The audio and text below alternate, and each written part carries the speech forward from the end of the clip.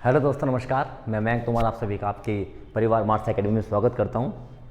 आप सभी बड़े बेहतरीन होंगे। दिवाली तो आपकी ऑलमोस्ट पूरी हो चुकी होगी आज, है ना। और इसलिए मैंने आपको 2 दिन डिस्टर्ब भी नहीं किया। और बढ़ते हैं, दिल्ली पुलिस आई चुका है, डेट आ चुकी है दिल्ली पुलिस की। तो 15 दिसंबर में आपका एग्ज़ाम होने वाला है, तो उसी की तैयारी में जी जान लगाएंगे। और हिस्ट्री में आज हम आगे बढ़ने वाले हैं, ठीक है ना। फिर कुछ बच्चे सोच रहे होंगे आगे सर तो है ना, बेटा आना पड़ेगा, मजबूरी है ना, आना पड़ेगा। ये जब तक सिलेक्शन नहीं हो जाएंगे तब तक छोड़ेंगे नहीं, ठीक है ना। चलिए, तो फालतू बकवास ना करते हुए हिस्ट्री की बात कर रहे थे। और हिस्ट्री में हमने वैदिक पीरियड स्टार्ट किया था। हिस्ट्री में हमने स्टार्ट किया था वैदिक पीरियड। तो इस वैदिक पीरियड के बारे में कुछ बातें हमने बताई थी आपको कि बेटा जो वैदिक पीरियड है, वैदिक सभ्यता, वैदिक पीरियड यानी कि वैदिक सभ्यता। तो इस वैदिक सभ्यता का जो टाइम पीरियड है मेरे बाबू, ये मैंने आपको बताया था, ये 1500 BC से लगाकर 600 BC तक रहेगा। 1500 BC से लगाकर 600 BC तक। इसके बाद मैंने आपको 2 बात बताई थी कि जो वैदिक पीरियड है ये 2 भागों में बढ़ जाता है। एक होता है प्री वैदिक यानी कि पूर्व वैदिक काल, एक होगा प्री वैदिक पीरियड, प्री वैदिक पीरियड, प्री वैदिक पीरियड यानी कि पूर्व वैदिक काल, और एक होगा पोस्ट वैदिक। ये हम पढ़ चुके हैं, सब मैंने बताया था आपको, यानी कि उत्तर वैदिक काल, उत्तर वैदिक काल। और जो प्री वैदिक पीरियड है इसका हमने टाइम 1500 BC से लगाकर 1000 BC तक रखा था, 1000 BC तक। और ये 1000 BC से लगाकर 600 BC तक हमने इसका टाइम पीरियड रखा था। और प्री वैदिक पीरियड में एक ग्रंथ की रचना होती है, उसका नाम होता है ऋग्वेद। उसका नाम क्या होता है? ऋग्वेद।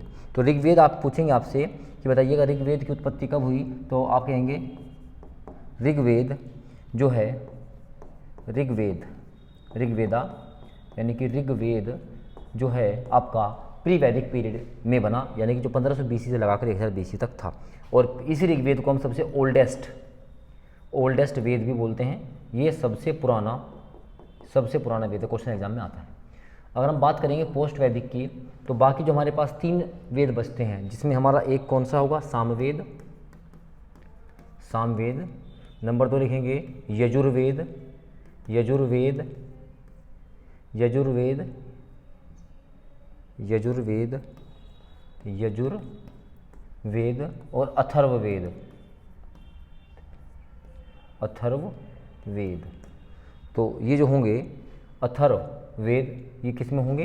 ये हमारे पोस्ट वैदिक पीरियड में होंगे। उसमें हमारे पास 2 ग्रंथ और मिलते हैं हमारे पास, जैसे रामायण की रचना और आपकी महाभारत की रचना।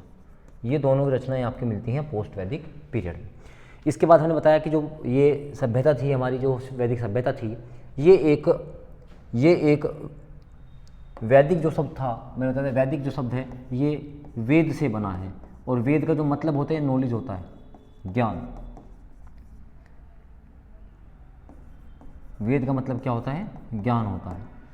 तो वैदिक सभ्यता का मतलब ही क्या है? वेद से बना हुआ सभ्यता है। और वैदिक जो वेद है इसका मतलब क्या होता है? नॉलेज होता है। तो ऐसा बताया जाता है कि 1500 BC में, 1500 BC के अंदर Aryans came to India, Aryans भारत आए थे। Aryan came to India, Aryan भारत आए थे। और इन आर्यन की मैंने आपको थ्योरी बताई थी पहले लेक्चर में, आप वहाँ पे देख लीजिएगा। आर्यन भारत आए थे, मैं अभी बोलूँगा बस सिर्फ भारत आए। तो आर्यन के भारत आने पर 3 थ्योरीज जो हैं बताई गई हैं। पहली दी बाल गंगाधर तिलक ने, बाल गंगाधर तिलक। तो बाल गंगाधर तिलक ने क्या कहा कि ये जो भी हमारे पास आर्यंस थे जो आए थे, ये सब नॉर्थ पोल से आए थे, उत्तरी ध्रुव से आए थे। इसके बाद हमारे पास दयानंद सरस्वती जी ने कहा कि ये सब तिब्बत से आए हुए लोग थे, ये सब तिब्बत से आए हुए लोग थे। इन्होंने कहा ये नॉर्थ पोल से आए, उत्तरी ध्रुव से आए, या आप नोट कर लीजिएगा। और सबसे ज़्यादा जो ऑथेंटिक थ्योरी दी वो दी मैक्स मूलर ने। तो मैक्स मूलर ने कहा कि जो ये आर्यंस हैं ये सेंट्रल पार्ट ऑफ एशिया से आए। ये हम सब डिस्कस कर चुके हैं, ये मध्य एशिया से आई थी, ठीक है ना, मध्य एशिया से आई थी। तो ये सब थ्योरी दी गई थी और इसको सबसे ज़्यादा ऑथेंटिक थ्योरी माना गया कि जो आर्यंस थे कहाँ से आए थे? ये आए थे सेंट्रल पार्ट ऑफ एरिया से। दूसरी बात, ये जो सभ्यता थी हमारी वैदिक पीरियड, ये सिविलाइजेशन जो है एक रूरल सिविलाइजेशन थी। ये एक रूरल सिविलाइजेशन थी, यह एक ग्रामीण सभ्यता थी। जैसे इंडस वैली सिविलाइजेशन एक शहरी सभ्यता थी, ऐसे ये एक क्या थी, ग्रामीण सभ्यता थी।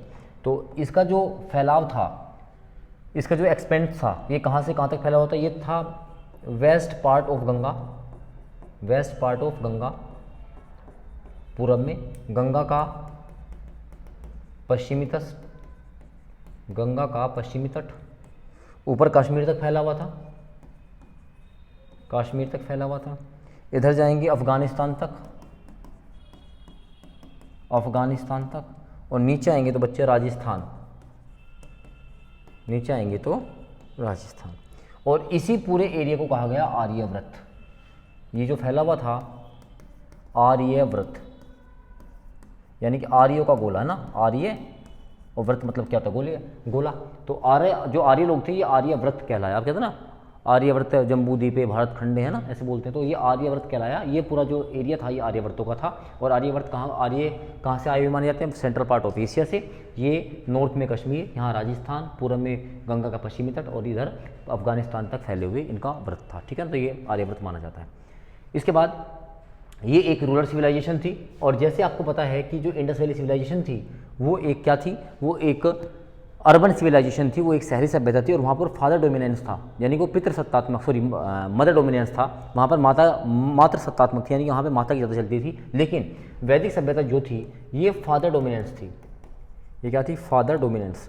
यानी कि हम ये कह सकते हैं कि यहाँ पर पिता की सत्ता ज़्यादा चलती है। जो हम वर्तमान में देखते हैं, जो आज का भी युग है, तो घर में किसकी चलती है, पापा की चलती है। तो डोमिनेंस ऑफ फादर, तो ये फादर डोमिनेंस थी, फादर डोमिनेंस, यानी कि पितृ सत्तात्मक,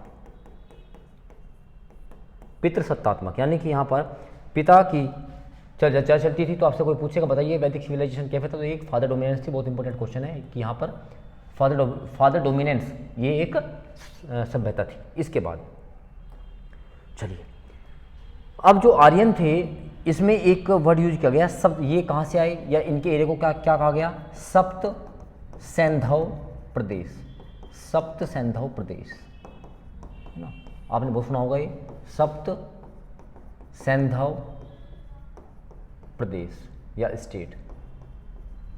तो सप्त सैंधव प्रदेश जो है, 7 नदियों की बात की गई इसमें। They are the 7 rivers. Exam में क्वेश्चन आ जाता है सप्त सैंधव में कितनी नदियाँ आती हैं, 7 रिवर आती हैं। पहली सिंधु, यानी कि इंडस, मैं हिंदी इंग्लिश में बोलता हूँ, आप लिखते चलेगा।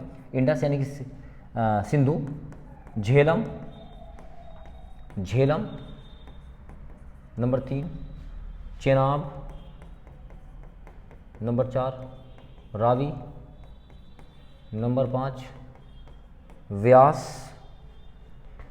नंबर 6, सतलज, और नंबर 7 सरस्वती, नंबर 4 सरस्वती। और इस सभ्यता में जो सबसे होली रिवर मानी गई है, सबसे होली, सबसे पवित्र होली रिवर, सबसे जो पवित्र नदी मानी गई है वो आपकी मानी गई है सरस्वती नदी। और जो सबसे मुख्य नदी मानी गई है, मेन रिवर, मेन रिवर, मुख्य नदी, इस सभ्यता की मुख्य नदी थी वो क्या थी, सिंधु नदी थी। ये आपको बहुत ध्यान रखना है, ये बहुत आपके लिए इंपॉर्टेंट क्वेश्चन रहेगा। ठीक है ना, चलिए, तो यहाँ तक आपकी बातें हो जाती हैं क्लियर। ठीक है ना, अब बात करते हैं कि इसमें हुआ क्या, है ना। चलिए, अब सबसे पहले हम बात करते हैं वेद साहित्य या वैदिक लिटरेचर के बारे में। वैदिक साहित्य, वैदिक लिटरेचर, वैदिक साहित्य, वैदिक लिटरेचर के बारे में हम बात करेंगे। तो वैदिक साहित्य की बात करेंगे तो सबसे पहले हम देखेंगे कि वैदिक साहित्य पीरियड में हमने 4 वेदों की बात की है। कितनी वेदों की बात की है, 4। इसमें सबसे पहला कौन था, ऋग्वेद। नंबर 2 क्या था, सामवेद। नंबर 3 क्या था, यजुर्वेद। और नंबर 4 क्या था, अथर्ववेद।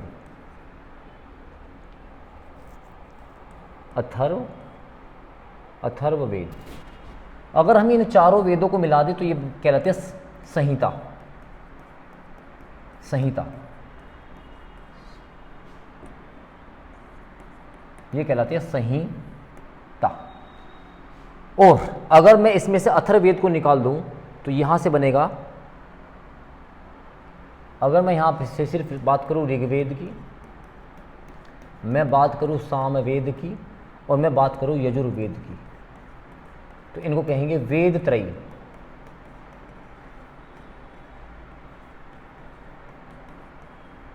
वेद त्रयी यानी 3 वेदों का समूह, यानी ध्यान रखना इसमें अथर्ववेद नहीं है। अगर मैं चारों वेदों को मिला दूंगा तो क्या कहलाएगी? संहिता कहलाएगी।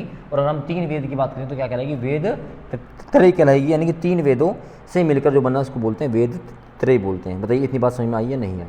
ठीक है ना। चलिए अब इसमें हम बात करते हैं अपनी सबसे पहले ऋग्वेद की। अब हम यहाँ से अपना ऋग्वेद स्टार्ट कर सकते हैं। और वैदिक साहित्य में तो मैंने आपको कुछ बातें बता दी। अब यहाँ से एक बात और ध्यान रखिएगा, इसमें सबसे पहले हमें पढ़ने हैं वेद, वेदा। वेद के बाद हम पढ़ेंगे ब्राह्मण टेक्स्ट, ब्राह्मण टेक्स्ट यानी कि ब्राह्मण ग्रंथ, ब्राह्मण ग्रंथ। फिर पढ़ेंगे कुछ हम उपनिषद,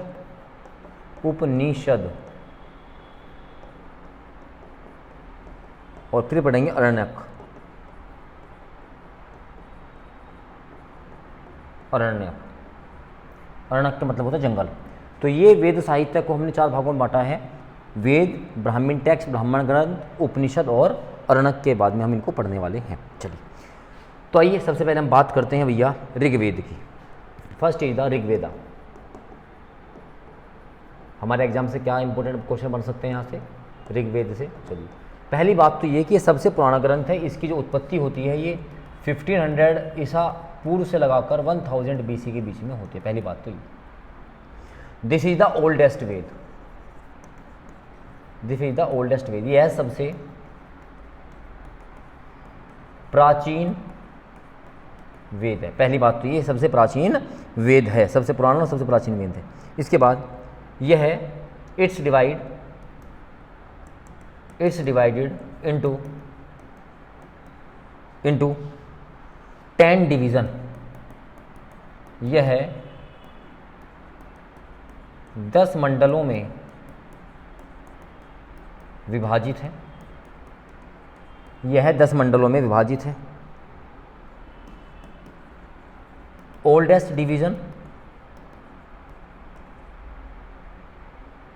2 से लगाकर 7 तक है। सबसे पुराना जो सबसे पुराना मंडल है वो 2 से 7 तक है। और जो न्यू डिवीज़न नए मंडल, वो आपका 1 से लगाकर 10, सॉरी 1 और 10, 1 से नहीं 1 और 10, मंडल 1 और मंडल 10 सबसे नए मंडल हैं। 1 और 10 सबसे नए मंडल हैं। इतनी बातें आपको समझ में अच्छे से आई होंगी, ठीक है ना। अच्छा, दूसरी बात, जो वेद हैं इनको जो संकलन करने का काम था वो वेद व्यास जी ने किया था।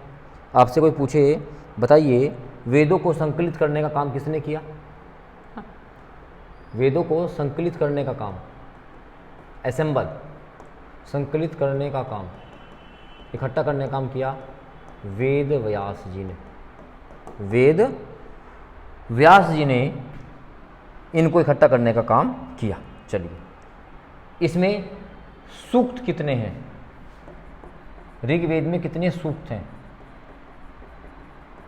तो सूक्त हैं इसमें 1028 सूक्त हैं। इसमें नंबर ऑफ मंत्रों की संख्या, मंत्रों की संख्या 10,462, 10,462 मंत्रों का यहाँ पर संकलन किया गया है। इतनी बात समझ में आई क्या? चलिए, अब हम यहाँ पे बात करते हैं नेक्स्ट पॉइंट की, जो बहुत इंपॉर्टेंट रहेगा कि इसके तीसरे मंडल में, इन थर्ड डिवीज़न, तीसरे मंडल में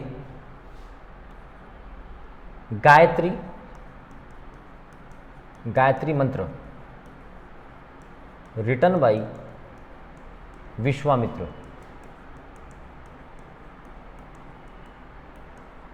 तीसरे मंडल में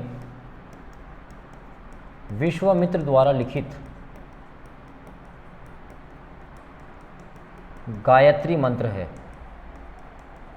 विश्वामित्र द्वारा लिखित गायत्री मंत्र है। और आपको पता है इस गायत्री मंत्र में वर्ण कितने हैं? 108 वर्ण हैं। There are the 108 alphabets. इसमें 108 वर्ण है ना। और शब्दों की संख्या कितनी है? 24। शब्द कितने हैं? Words 24 and the alphabets is the 108। तो गायत्री मंत्र को लिखा किसने? विश्वामित्र के द्वारा लिखा गया है। और ऋग्वेद के कौन से मंडल में? 3rd मंडल में है। और जो गायत्री मंत्र है ये किसको डेडिकेट किया गया है? डेडिकेट किया गया है यानी किसको समर्पित किया गया है? तो ये सावित्री भगवान, ये सावित्री भगवान को समर्पित है। सूर्य देवता है ना, सन, सावित्री देवता यानी कि सन को, सूर्य को ये समर्पित है। इतने क्वेश्चन आपको समझ में आएगा यहाँ से। चलिए एक बात और समझेंगे यहाँ से, डेडिकेटेड टू सावित्री। और सावित्री को ही क्या कहा जाता है? सन कहा जाता है। सन, SUN है ना, सन। ठीक है। अब यहाँ से दूसरी बात क्या समझेंगे? इंथ 9th डिवीजन 9वें मंडल में, इंथ 9th डिवीजन 9वें मंडल में गॉड सोम यानी कि सोम देवता का उल्लेख है। सोम देवता का उल्लेख कौन से मंडल में है? तो आप कहेंगे सर ये 9वें मंडल में है। 9वें मंडल में ऋग्वेद के किसका उल्लेख है? भगवान सोम का उल्लेख है। इसके साथ साथ मैंने कहा जो 10th डिवीजन है, जो बाबू 10वां मंडल है, 10वां मंडल सबसे नया मंडल है। एक और 10वां न्यू, सबसे न्यू डिवीजन है। ये नया मंडल है। और इस नए मंडल में यानी 10वें मंडल में सबसे पहले हमें यहाँ पर सूक्त मिलते हैं, यानी कि 4 वर्णों का समूह मिलता है। जो हम बोलते हैं कि 4 वर्ण हैं, 4 वर्ण है ना, जिसमें क्या है? ब्राह्मण है, क्षत्रिय है, वैश्य और शूद्र है। तो 4 वर्णों का समूह हमें मिलता है, इसका उल्लेख मिलता है हमें 10वें मंडल में। सबसे पहले कौन आएगा यहाँ पर? ब्राह्मण, क्षत्रिय, ब्राह्मण, क्षत्रिय,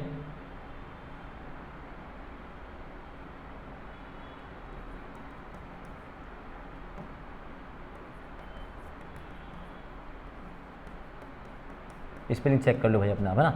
ब्राह्मण, क्षत्रिय, वैश्य और शूद्र।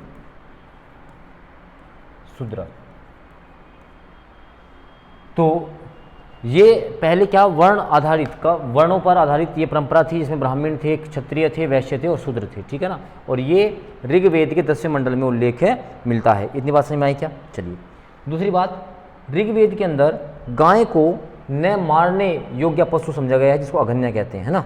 ध्यान रखेंगे, गाय को न मारने योग्य पशु, है ना। The cow is a animal which is not to able kill. जिसको मारने योग्य पशु नहीं समझा गया, उसको क्या माना गया? क्वेश्चन आएगा कि ऋग्वेद में न मारने योग्य पशु किसको कहा गया? गाय को। और गाय का एक नाम रखा गया अघन्या।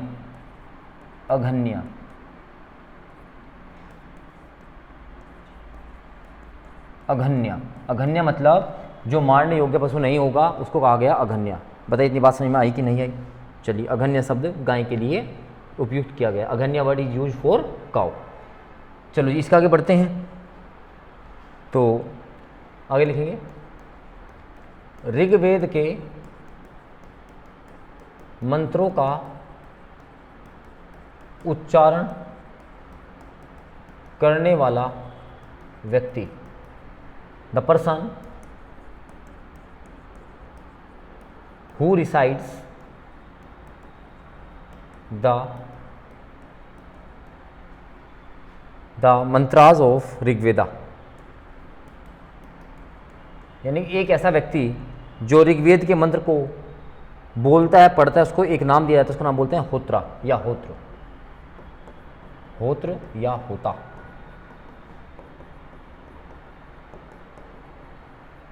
HOTRA होत्रा।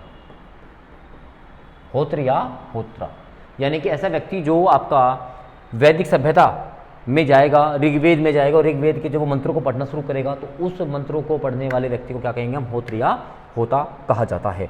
ठीक है, इसके बाद आगे बढ़ते हैं। इसके दो ब्राह्मण टेक्स्ट हैं, देयर आर 2 ब्राह्मण टेक्स्ट, इसके 2 ब्राह्मण ग्रंथ हैं, इस वेद के 2 ब्राह्मण ग्रंथ हैं, जिसमें से पहले का नाम है ऐत्रेय, ऐत्रेय याद रखेंगे बहुत अच्छे से, ऐत्रेय, ऐत्रेय, और दूसरा लिखेंगे कौशितकी, कौशितकी, कौशितकी। तो ऋग्वेद के 2 ब्राह्मण टेक्स्ट है, जिसका नाम एक का नाम क्या है, ऐत्रेय है, दूसरे का नाम क्या है, कौशितकी। देयर आर द 2 ब्राह्मण टेक्स्ट ऑफ द ऋग्वेदा। चलिए, इसके बाद सरस्वती नदी इसकी सबसे होली रिवर थी, मैंने बताया था। इस समय की सबसे पवित्र नदी जो होली रिवर है, सबसे पवित्र नदी है, उसका नाम क्या रखा गया है, सरस्वती, सरस्वती। और सबसे इंपॉर्टेंट रिवर मैंने आपको बताया था, इंपॉर्टेंट रिवर, सबसे महत्वपूर्ण नदी, वो इंडस को बताया गया, सिंधु को, नदी को यहीं पे ख़त्म करते हैं। इसके बाद जो गंगा नदी है, समझिएगा, तो वैदिक सभ्यता में गंगा नदी भी थी। जो गंगा वर्ड है, गंगा वर्ड यूज्ड किया गया है ओनली एंड ओनली 1 टाइम्स, ध्यान रखना। यानी कि ऋग्वेद में गंगा नदी जो है, जो गंगा शब्द है, तो गंगा शब्द का उल्लेख केवल एक बार किया गया। मोस्ट इंपॉर्टेंट है, गंगा शब्द का, वहाँ तुम गलत करोगे, उल्लेख सिर्फ एक बार है। तो बात करते हैं यमुना की भी। Yamuna words is use only 3 times, केवल 3 बार प्रयोग किया गया है। यमुना नदी का प्रयोग कितनी बार किया गया है, 3 बार किया गया है। बताइए इतनी बात समझ में आई या नहीं है? यहाँ तक आपको कोई भी दिक्कत आने वाली बात नहीं है। अच्छा, एक बात और, इसमें सबसे जो अधिक बार जिस भगवान का प्रयोग किया गया है वो है इंद्र, है ना। इंद्र भगवान का, इंद्र शब्द का जो प्रयोग है वो 250 बार है। तो सबसे अधिक बार किस भगवान के बारे में बात की गई है, यहाँ पर की गई है इंद्र देवता के बारे में बात की गई है। चलिए एक बार फटाफट हम इसको बताते हैं आपको कि ऋग्वेद में हमने क्या क्या पढ़ा। पहली बात, जो ऋग्वेद है ये सबसे ओल्डेस्ट वेद है। ये जो है आपका 1500 BC से लगाकर 1000 BC तक का माना जाता है, सबसे ओल्डेस्ट वेद है। इसमें कुल कितने डिवीजन है, इसमें 10 भाग हैं। इसके ओल्डेस्ट जो डिवीजन है वो 2 से लगाकर 7 तक है। सबसे न्यू डिवीजन है 1 और 10। इसमें जो सूक्तों की संख्या वो है 1028, 1028 इसमें सूक्त हैं। मंत्रों की संख्या की बात करेंगे तो 10,462, ठीक है ना। और आपको पता लग गया वेद का मतलब क्या होता है, नॉलेज, जानना होता है, और आर्य का मतलब होता है सुपीरियर, यानी कि श्रेष्ठ। इसके तीसरे मंडल में गायत्री मंत्र लिखा हुआ है जो विश्वामित्र जी ने लिखा। ये भगवान सूर्य को या सावित्री भगवान को समर्पित है। इसमें कुल 108 वर्ण है। गायत्री मंत्र में वर्णों की संख्या, नंबर ऑफ अल्फाबेट्स कितनी है बेटा, 108 है। और कुल शब्दों की संख्या कितनी है, 24 है। कितनी संख्या है, 24 है। इसके बाद यहाँ पे लिखा हमने जो 9th डिवीजन है, जो 9वां मंडल है, इसमें भगवान सोम के बारे में वर्णन किया गया। क्वेश्चन डायरेक्टली उठ के आएगा, ठीक है ना। 10वें मंडल की बात करते हैं तो ये सबसे नया मंडल है जो सबसे बाद में जोड़ा गया, नया मंडल है। इस नए मंडल में बात की गई है वर्णों की। किसकी बात की गई है, वर्णों की। क्योंकि पहले क्या था, वैदिक सभ्यता में 4 वर्णों की बात की गई है। कौन कौन सा, पहले ब्राह्मण था, फिर कौन था, क्षत्रिय था, फिर कौन था, वैश्य था, फिर कौन था, शूद्र था। और गाय को इसमें न मारना योग्य पशु कहा गया, जिसको बोलते हैं अघन्य। अघन्य का मतलब क्या होता है, जो मारने योग्य न हो या जिसके लिए गाय का प्रयोग किया गया है। ऋग्वेद के, जब हम ऋग्वेद को पढ़ेंगे तो ऋग्वेद का जो मंत्रों का उच्चारण करेगा, जो चैंट करेगा इसके मंत्रों को, तो क्या कहलाएगा, होत्रा या होता। इसके बाद 2 ब्राह्मण टेक्स्ट हैं यहाँ के। तो पहला ब्राह्मण टेक्स्ट का नाम क्या है, वो है ऐत्रेय, और सेकंड का नाम क्या है, कौशितकी। क्या नाम है, कौशितकी। और यहाँ पर जो सबसे होली रिवर मानी गई है ऋग्वेद काल की, तो मानी गई है बेटा कौन सी, सरस्वती। लेकिन जो सबसे इंपॉर्टेंट, जिससे सब काम चलता था, वो क्या मानी जाती है, इंडस, यानी कि सिंधु नदी। गंगा शब्द के प्रयोग की बात करते हैं तो ये केवल एक बार यूज किया गया है। यमुना शब्द की बात करें तो कितनी बार किया गया, 3 बार किया गया है। और इसके जो सबसे महत्वपूर्ण भगवान थे, जो देवता थे, जिनका सबसे अधिक बार प्रयोग किया गया, उनका नाम क्या था, इंद्र था। उम्मीद करता हूँ आपको समझ में आ गया होगा। और हाँ भाई, एक बार लाइक भी कर दिया करो यार इसको, है ना। कमेंट जरूर करना है, बगैर कमेंट के काम नहीं चलता, ठीक है ना। और शेयर तो आपको करना ही होता है ना। चलिए चलो अब हम बात करते हैं दूसरे वेद की, जिसका नाम है सामवेद। आज थोड़ा सा लेक्चर लंबा कर दूं क्या, कोई दिक्कत ना हो तो। सामवेद, सामवेद। तो पहली बात तो इस सामवेद की जो उत्पत्ति है ये 1000 BC से लगाकर 600 BC के बीच में हुई है। 1000 BC से लगाकर 600 के बीच में हुई है। शाम का अर्थ क्या होता है? What is the meaning of शाम? शाम का अर्थ, मीनिंग ऑफ शाम होता है गायन, सिंगिंग, गायन। इसका अर्थ क्या होता है? गायन। तो हम कहा जा सकता है कि जो सामवेद है is known as the father of Indian music. यह भारतीय संगीत का जनक है। भारतीय संगीत का जनक किसको माना जाता है? सामवेद को माना जाता है। भारतीय संगीत का जनक सामवेद को माना जाता है। इसके बाद सबसे पहली बार सामवेद में 7 स्वरों का प्रथम उल्लेख मिलता है, जो आप गाना गाते समय सुनते होंगे। सात ये ध्यान रखना, सात, सा, रे, गा, मा, पा, धा, नी। बस 1 2 3 1 2 3 4 5 6 और ये 7। तो सामवेद को ही भारतीय संगीत का, देखो से संगीत बनेगा, से सामवेद बनेगा। तो सा, रे, गा, मा, पा, धा, नी। तो ये 7 स्वर जो हैं सबसे पहले कहाँ मिलते हैं? हमको सामवेद में मिलते हैं। कहाँ मिलते हैं? सामवेद में मिलते हैं। ठीक है ना। चलिए इसके बाद हम थोड़ा सा और आगे बढ़ेंगे बाबू। क्या? यहाँ पर हम वर्शिप ऑफ सन करते हैं, सूर्य की स्तुति की जाती है। सूर्य की स्तुति यानी कि worship of sun, worship of sun. अच्छा जी। अब दूसरी बात, जो व्यक्ति चैंट करता है द मंत्र ऑफ सामवेद, वह व्यक्ति, या नेक्स्ट पेज ले लेते हैं, वह व्यक्ति जो सामवेद के मंत्रों का उच्चारण करता है। इस बार लिखेंगे the person who resides the mantras of Samaveda, है ना। इंग्लिश वाले बच्चे लिख लेंगे the person who resides the mantras of Samaveda, the mantras of Samaveda, उसको बोलेंगे उद्गाता,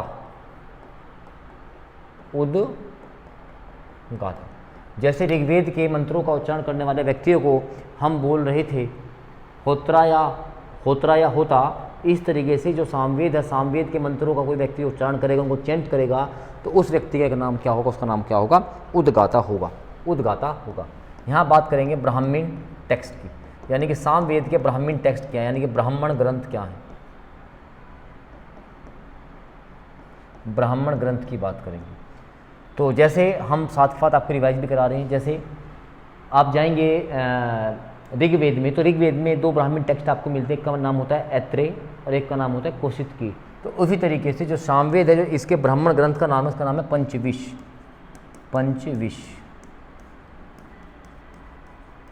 तो पंचविश इज द ब्राह्मण टेक्स्ट ऑफ सामवेदा। ठीक है ना। तो यहाँ से आप इसको ध्यान रखेंगे। और इसका एक उपवेद भी लिख सकते हैं आप, उपवेद। तो उपवेद इसका क्या है? गंधर्व वेद, गंधर्व वेद।